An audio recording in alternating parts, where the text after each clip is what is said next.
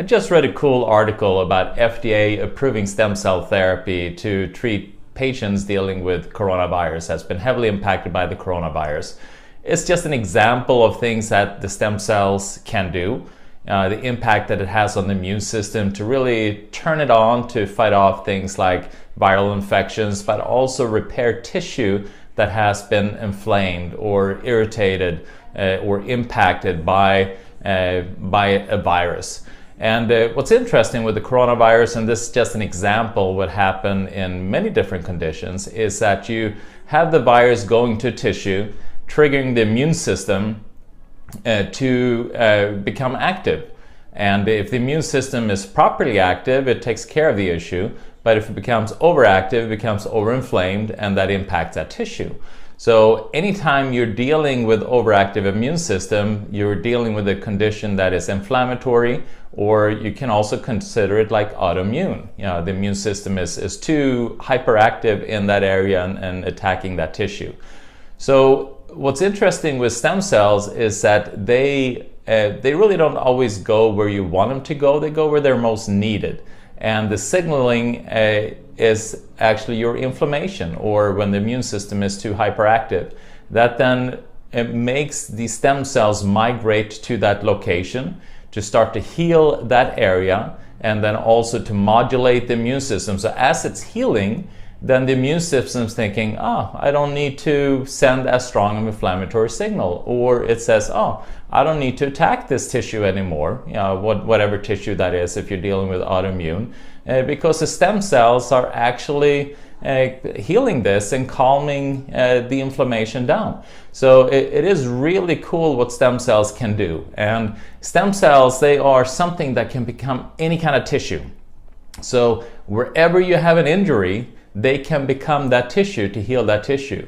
In addition to that, they secrete a whole soup of different chemicals. So it's like the most perfect pharmacy that you can ever dream of that get to the location. And the stem cells are very location specific, which means that the soup of chemicals it secretes, if you're wanting to heal the heart, is different than the chemicals that are secreted for the kidneys, or for a joint, or for the brain, or for whatever tissue it is. It becomes very specific, and as I said, it is guided by inflammatories, guided by signaling in the body that makes it move to that location. So how do you get stem cells?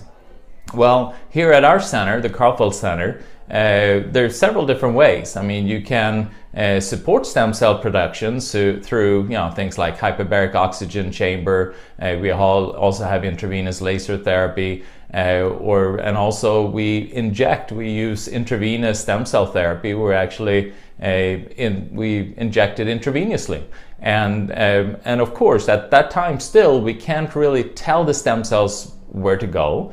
I mean, we can use some mechanisms to help to try to guide it in that direction, but they still have their own mind, and they're still guided by whatever signaling that's in the body. But at the same time, what we do here is that we kind of juice up the stem cell activity that we've introduced intravenously with the hyperbaric, with laser, with intravenous nutritional substances.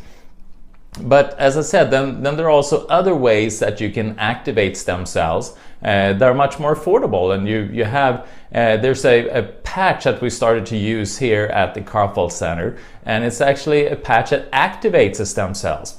So it actually turns on the factory that spits out stem cells. So you have all these stem cells that are in the body and they're not active. So what this little patch does is actually turns that on. It turns on the production of it. And once they are turned on, when you produce more of these stem cells, they can then go to where they're needed. Whatever it is that you're dealing with, they can then go and start to heal that. And does it cure any disease? No, it doesn't cure any disease. Your body cures a disease.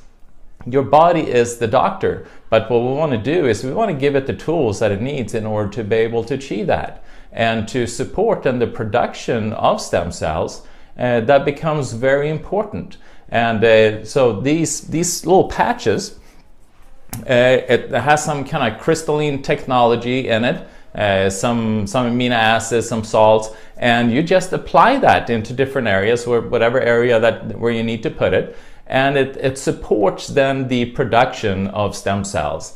And again, you might put it right here, but the stem cells where we're thinking you have the healing might be over here. And it's interesting is that they actually did a study on a rabbit, where they injected stem cells in one location, and they had the rabbit's leg was broken. So they put a dye with the stem cells to see where it was going, and they actually saw that all of these stem cells migrated to where the broken leg was. It didn't go to where they injected, didn't accumulate there. They went to the area of need. And so even if you may not be perfect at placing at the right spot, you're still turning on stem cells, stem cell activity, and activating the stem cells. Turning on those factories, and a good spot to do that I have my patients put it on is just right by C7, about right here. And you can also put it right below the navel. Those are really good general spots.